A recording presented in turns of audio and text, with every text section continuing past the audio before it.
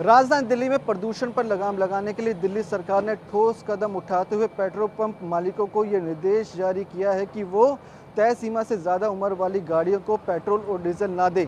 यानी कि जो डीजल की गाड़ियां 10 साल जिनके पूरे हो चुके हैं और पेट्रोल की गाड़ियां जिनको 15 साल पूरे हो चुके हैं उन्हें डीजल और पेट्रोल ना दिया जाए। इसके पीछे जो मंशा बताई जा रही है वो ये है कि राजधानी दिल्ली में प्रदूषण पर इससे लगाम लगेगी। आखिरकार क्या है दिल्ली सरकार के आदेश और पेट्रोल पंप मालिकों का क्या कहना है, इस पर बातचीत करने के लिए हमारे साथ दिल्ली पेट्रोल डीलर एसोसिएशन के अध्यक्ष मौजूद हैं। उनसे बातचीत करते हैं। निश्चल सिंघानिया जी, निश्चल जी, दिल्ली सरकार ने एक आदेश जारी किया है, उसमें यह कहा है कि जो तय सीमा से ज़्यादा उम्र वाली गाड़ियां हैं उन्हें पेट्रोल डीजल ना दिया जाए। क्या आदेश दिए गए हैं और आपने अब तक क्या शुरू किया गया है इस आदेश का पालन करवाने के लिए? देखिए, दिल्ली सरकार ने आदेश जारी भी किया है और इसके साथ साथ इन्होंने पेट्रोल पंपों पे कैमरे लगाए हैं।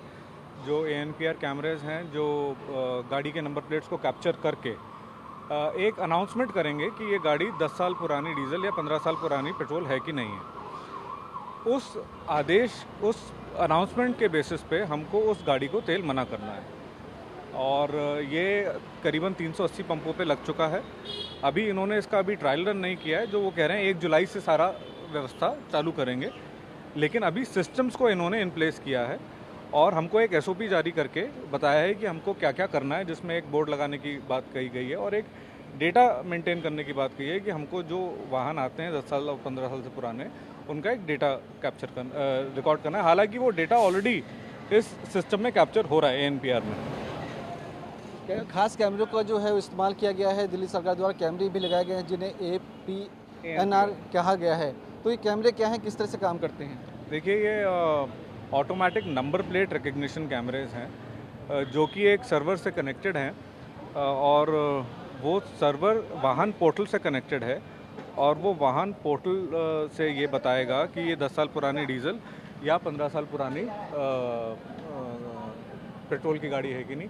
फिर वो इस स्पीकर पे अनाउंसमेंट करेगा और वो स्पीकर अनाउंसमेंट इन लड़कों को सुन के और उस गाड़ी को तेल मना करना है। हालांकि इसमें टाइम लैग भी हो सकता है। हाँ। ये ANPR जो कैमरे हैं, इनकी खास बात क्या है?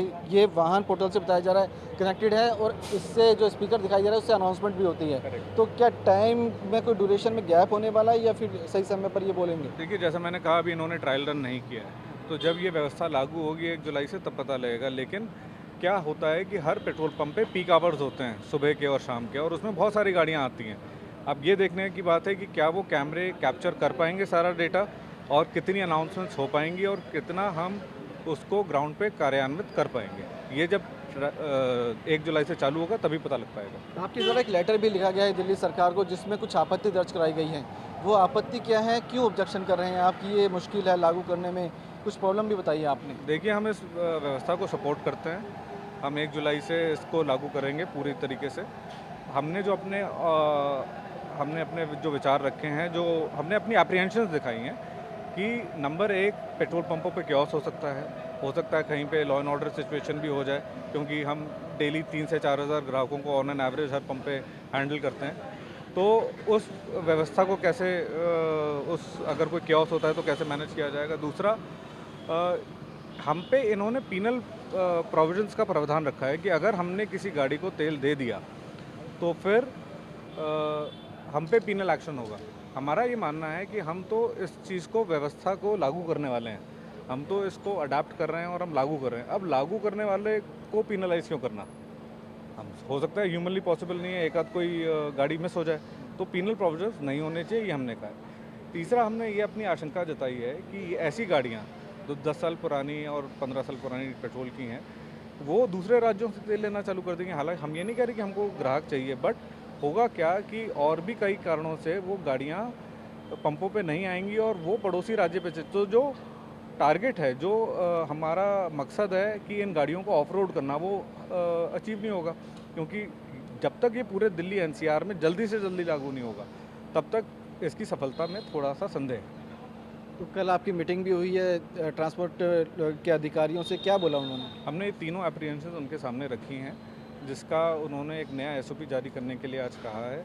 उसमें उन्होंने ये भी कहा है कि 200 के करीब वो टीमें बनाएंगे जो पंपों पे रहेंगी, जिससे कानून व्यवस्था बाधित ना हो।